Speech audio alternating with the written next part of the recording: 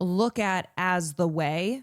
One, if you are a Marxist, if you are on the left, if you have leftist beliefs, your revolutionists, your thought leaders, your people who paved the way for you, they did not believe in this.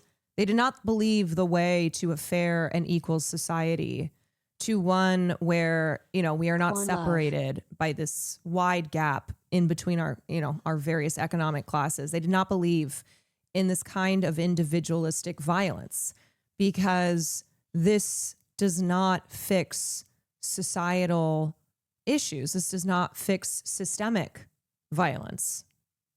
So just to start off with that, it's like what that says is not about the, you know, not about like how things are going to change, but how things have been and continue to be that we got, sir. It's not a good sign for the state of our society, for what our, you know, for what our systems are doing to people, that this is what happens. And that's why, like, it doesn't matter who the shooter is. Like, the focus should not be on that. And like, yes, I think it's like, okay, let me just say, obviously it's always important. What's ultimately the most important thing is looking at why the fuck this is happening and how we have to change things and why we have to change things. And feeling for the children shot in Colorado. Yeah, I mean, it really is like, you have to just stop and go, we are at a point where the assassination of a political influencer happens at the same time that yet again children in a high school are shot. And that's not getting any coverage because there's not a way I mean, because, oh, you know, kids getting shot in high schools happens all the time. So who cares anymore? But also because it just doesn't have the, you know, it's not the story that the media wants to pour over. And on top of that, his last words, the last breath that he took, the same man who said that deaths as a result of the Second Amendment, well, that's just something that it's got to happen. It's an unfortunate consequence to making sure that we never lose our freedoms. But this same man, his last breath in talking about gun violence in this country and trying to do what he always did, which was completely I'll just let you listen. Today, Kwan raid. Has raid. It is a real honor to be in a room so full of love and solidarity. And I have much of those very feelings. Also, I just have to say too, people on the left who were fucking jumping down Zoran Mamdani's throat because he did the thing that all politicians or people who are trying to be politicians did and post like gun violence is has no home here, blah, blah, blah. I don't understand why the fuck you think that he's not going to say something, that you think that Zoran Mamdani, who's running to be mayor of New York City in his life. But do you think that Zoran Mamdani, a candidate for New York City mayor, is going to go on Twitter and be like, ha ha, see ya, sucker? Where's your brain? Emotions and commitments that I want to share with all of you. But before I begin, it cannot be a question of political agreement or alignment that allows us to mourn. It must be the shared notion of humanity. And I I just have to say too, I know the motherfucking evil ass right wing is they're evil. They're evil. I know this. I know you can say, oh, but they are, they're talking about like trying to blame it on the left. Oh, they say that hypocritical double standards. Of course. But is that you? And is that the kind of world that we're pushing for, where we just this is just how it goes? So we'll sit over here, and the most that we will do is would never tell you to like not acknowledge that reality. But what I'm trying to say is that Zoran trying to push the path forward here, which should always be the path forward, which is that is a better day than ever to support leftist voices that show empathy instead of vindictiveness. Hassle gun control now. We need better than what the fuck this is. You should be careful. Okay, you don't need to tell me this, Zen Junkie. Let me just tell you. Let me tell you. I am very careful in my language. I am a streamer. I get death threats. I have been swatted. I am good friends with Hasan. We have upcoming travel plans. Our group does. I worry about him all the time. I worry about myself. I worry for everybody. Okay? I do not like what this environment is. I'm trying to fix this in the ways that I can. In going, yeah, there's so much awfulness happening. Anti-trans legislation, $200 billion to ICE, families being ripped apart, genocide in Palestine, missing and murdered Indigenous women and girls, homelessness, people being denied health care. 70,000 people dying every year because we do not have universal health care. This is all violence. This is state-sanctioned violence. This is violence that's okay because the state authorizes it. And then the state looks at violence that is not okay, would either, because of what that speaks to where our society is at, where we have reached this critical mass where these systems that are designed in violent ways are acting just as such. It does show how broken we are. And so I will never go, yep, this is the way. Individual lone wolf acts of violence. Never.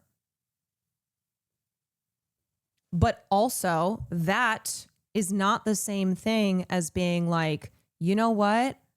We just shouldn't do. What do you want me to say? And I understand. Look, I'm not. If it sounds like I'm yelling at you, I'm not yelling at you. But I do think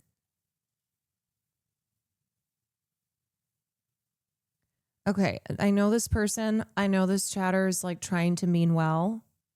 I know this chatter is trying to mean well. You're not understanding. You're not understanding. How should I talk about violence and those who promote it and those who create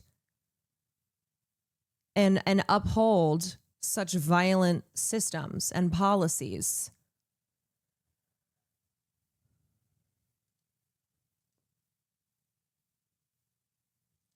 Yeah, I think that I know that chatter. I know that chatter is like, hey, that's not Fed posting. Okay. What I'm talking about here is not what we refer to as Fed posting, is not the concerns of, and you know what? The thing is that just by being a leftist streamer, I already in just my existence, I mean, really, I can start with just being an opinionated woman of color on the internet. But already that is like unacceptable. So what I think is important to understand the difference between is in this, like, first of all, like today, like every single day being massacred. Like there are violent things that are happening every single day. And so the question is, what are we going to do about it? And the answer is not, relying on, the answer is not relying nor condoning lone wolf acts of violence, no matter like whatever, whatever the reasons are. No, never.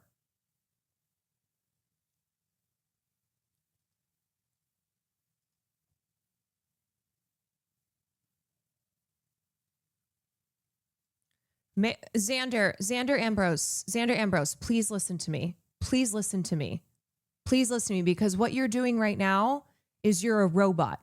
You are programmed, because I am on the left, you are programmed to say things like, quit spewing hate. Quit spewing hate. Maybe wait at least a day to celebrate. I don't know if you're talking to me. It seems like you're talking to me because this is my stream. And what's so frustrating is that a lot of us, myself included, we look at days like today and we mourn, not because a person whose views were so abhorrent, not because it's what people say and what they are responsible in their, while they're alive has no bearing once they've died. We mourn because of this culture of violence overall, because of how sick and violent this society is. And that we can't keep going this way. We can't have a shooting at a high school occurring at the same time that a political influencer is being assassinated, at the same time that our taxpayer dollars are going towards the bombs and the weapons being used on a civilian population over in right now will go down. His funeral will happen. That will spike up again. But then we just keep going. And the thing about being a leftist is that you believe in things for all people. So when we say universal health care, we mean everybody gets health care. It's not I don't like your political beliefs, so therefore you do not get health care. That's not how that works. And if anybody thinks that's how it works, then they're wrong and they are not actually adhering to those ideals. And when we say gun control, when we say, it's to be expected. Also, I have more people in here than normal to be expected on something like today. I will say, I think legislation in the UK was changed. What is so frustrating is I think what I'm struggling with is I get that this news is huge and it's very shocking, and Yes, that is true. But also that we've become, I guess, so desensitized to all the other violence that or that people just don't care about it. Like it's so normalized that this is what is standing out to people. Like I guess I understand that there's those of us who it's like, yeah, this is big news because it's Charlie Kirk and because just on top of everything else.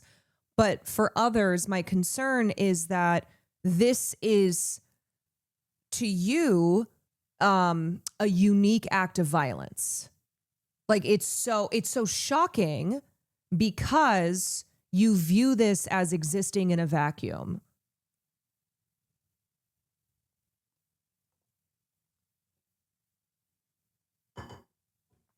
I am mostly worried about how the right will use this.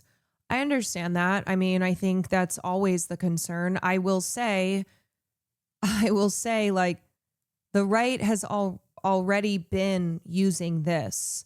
And that's why it also doesn't matter if the shooter is, if the shooter is of a political background, right, has a political ideology that the right goes, see, that's the opposite of ours. That's why they did this. That doesn't matter because they don't care. They use this to push the narrative that they want, to ensure even less gun control.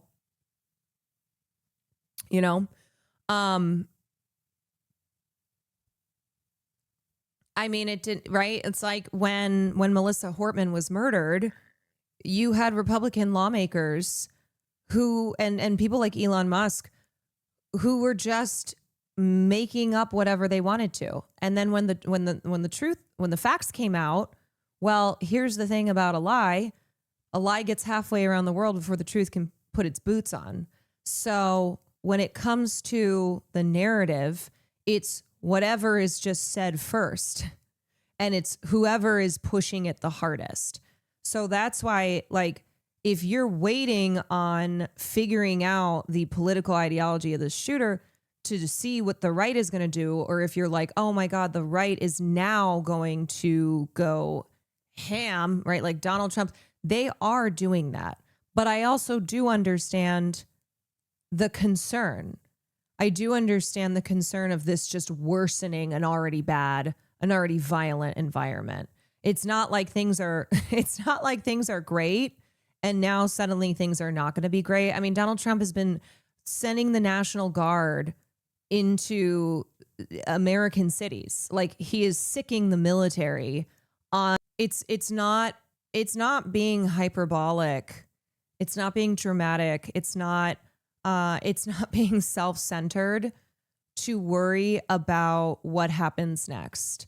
And of course, we were all thinking about Hasan, and we're all thinking about like us and people who are in these circles. And, my mom called me. My mom called me and was really scared and was like, are you going to cover this tonight? I said, yes, I'm going to cover this. And she expressed how concerned she was. And I understand. I do. Because I am as well. And there's a lot of reasons why this kind of violence is not something to. So, yeah, first of all, read the pin post, please. Read the pin post. You know how it goes. Before I launch into what I was going to say, just a reminder, it's not that you owe empathy and compassion to people who had none for others, but please do not say things publicly that will get you banned